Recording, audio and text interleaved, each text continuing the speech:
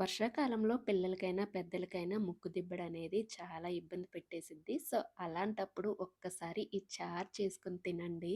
ఒక్క రోజులో జలుబు, దగ్గు అన్నీ మటుమాయమైపోతాయన్నమాట.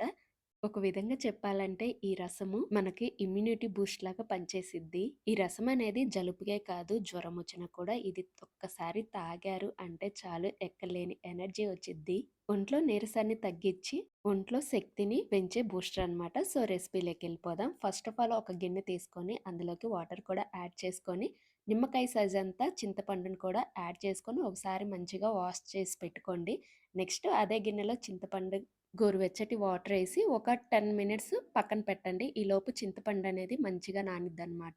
నెక్స్ట్ ఇలాంటిది ఒక రోల్ కానీ, లేదంటే మిక్సీ జార్ కానీ తీసుకొని అందులోకి 1 టేబుల్ స్పూన్ మిరియాలు యాడ్ చేసుకోండి. ఇవి ఘాటు ఎక్కువ ఉంటాయి కాబట్టి నేను 1 టేబుల్ స్పూన్ యాడ్ చేసుకున్నాను. మీ దగ్గర ఘాటు తక్కువ ఉండేవైతే ఒక 2 టేబుల్ స్పూన్ యాడ్ చేసుకోండి. నెక్స్ట్ 1 టేబుల్ స్పూన్ జీలకర్ర, ఒక 5, 6 వెల్లుల్లి రెబ్బలు యాడ్ చేసుకొని, ఫైనల్‌గా 1 టేబుల్ స్పూన్ ధనియాలు కూడా యాడ్ చేసుకొని, ఇప్పుడు వీటిని కచ్చా పచ్చాగా దంచుకోవాలి. అప్పుడే ఈ మిరియాల రసం అనేది చాలా టేస్టీగా ఉండిద్ది. మెత్తగా పేస్ట్ లాగా అస్సలు దంచుకోకండి. ఇలా కచ్చా పచ్చాగా దంచుకొని మూత పెట్టేసి పక్కన పెట్టేసుకోండి. దంచేటప్పుడే స్మెల్ అయితే భలే వచ్చిద్దనమాట. సో, ఆ స్మెల్ బయటికెళ్ళకుండా ఇలా మూత పెట్టుకొని పక్కన పెట్టేసుకోండి.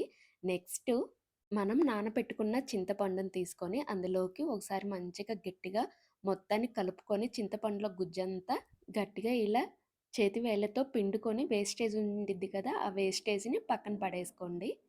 ఇప్పుడు ఈ రసాన్ని కూడా పక్కన పెట్టేసుకోండి. నెక్స్ట్ స్టవ్ ఆన్ చేసుకొని ఒక గిన్నె కానీ, లేదంటే ఒక కడాయి కానీ పెట్టుకొని ఆయిల్ వేసుకోండి. ఆయిల్ అనేది ఈ రసానికి కొంచెం వేసుకుంటే సరిపోయిద్ది. మరీ ఎక్కువ వేయనవసరం లేదు. నేనైతే 1 ½ టేబుల్ స్పూను ఆయిల్ వేసుకున్నాను. సో, ఆయిల్ వేసుకున్న తర్వాత ఎండుమిర్చి 2 ఇలా చీల్చుకొని వేసుకోండి చీలికలు.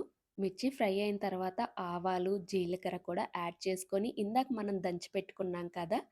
మిరియాల పొడి. సో, దాన్ని కూడా యాడ్ చేసుకొని జస్ట్ ఒక 1 మినిట్ మంచిగా ఫ్రై చేసుకుంటే సరిపోయిద్దనమాట. మీడియం ఫ్లేమ్ కానీ, లో ఫ్లేమ్‌లో కానీ పెట్టుకోండి. లేదంటే అడుగు పట్టేసిద్ది. ఇలా 1 మినిట్ మంచిగా ఫ్రై అయిన తర్వాత ఇప్పుడు ఒక రెమ్మ కరివేపాకు కూడా యాడ్ చేసుకొని, ఇప్పుడు 2 రెమ్మలు అంటే చీల్చకుండా ఇలానే యాజ్ ఇట్ ఈజ్‌గా కరివేపాకు రెమ్మలు వేసుకొని, ఇందాక మనం రెడీ చేసి పెట్టుకున్న చింతపండు గుజ్జు కూడా యాడ్ చేసుకోవాలి. చింతపండు గుజ్జు యాడ్ చేసుకున్న తర్వాత ఇందులోకి మంచినీళ్ళు 2 కప్పులు యాడ్ చేసుకోవాలి. పెద్ద గ్లాస్ తోటి 2 గ్లాసులు యాడ్ చేసుకుంటే సరిపోయిద్ది. ఎగ్జాక్ట్‌గా చెప్పలేను. ఎందుకంటే చింతపండు పులుపుని బట్టి వాటర్ అనేవి అడ్జస్ట్ చేసుకోవాలి. సో, ఇప్పుడు 1/2 స్పూను ఉప్పు, కొంచెం పసుపు యాడ్ చేసుకొని, ఓసారి మంచిగా కలుపుకొని, మీడియం ఫ్లేమ్ కానీ, హై ఫ్లేమ్‌లో కానీ జస్ట్ 2 పొంగులు రానిస్తే సరిపోయిద్దనమాట. ఈ స్టేజ్‌లో ఒకసారి చెక్ చేసుకోండి పులుపు అవి పులుపు ఉంది అనుకుంటే ఇంకొంచెం ఒక గ్లాస్ వాటర్ యాడ్ చేసుకోండి. నాకైతే 2:15 గ్లాస్ అయితే వాటర్ పట్టాయి. నెక్స్ట్ ఇలా మంచిగా కలుపుకొని మూత పెట్టుకొని జస్ట్ ఒక 5 మినిట్స్ రసాన్ని బాగా మరిగిచ్చండి. 5 మినిట్స్ తర్వాత మూత తీసి ఇంకొకసారి కలుపుకొని కొత్తిమీర కూడా యాడ్ చేసుకొని స్టవ్ ఆఫ్ చేసి పక్కన పెట్టేసుకోండి. ఇందులోకి మనము కారం కానీ, పచ్చిమిర్చి కానీ ఏది వాడట్లేదు. మనకి స్పైసీనెస్ మొత్తం మిరియాల్లో నుంచే వచ్చిద్ది. సో, అందుకనే కారం కానీ, పచ్చిమిర్చి కానీ ఇందులో వాడట్లేదు. సో, చూసారు కదా మిరియాల చారు ఎలా చేసుకోవాలో. ఎలాగూ వర్షాలు స్టార్ట్ అయ్యాయి. ఇంకా జలుబు, దగ్గులు వస్తాయి కాబట్టి డైలీ ఇలా నైట్ మిరియాల చారు పెట్టుకొని పొట్ట నిండా తినండి. పిల్లలకి చాలా డైజెషన్ అయిద్దనమాట ఈ రసము. పిల్లలకనే కాదు పెద్దవాళ్ళకి కూడా ఈజీగా డైజెషన్ అయిద్ది. సో, ఇంకెందుకు లేటు వీడియో గనుక నచ్చితే లైక్ చేయండి, షేర్ చేయండి, అలానే సబ్స్క్రైబ్.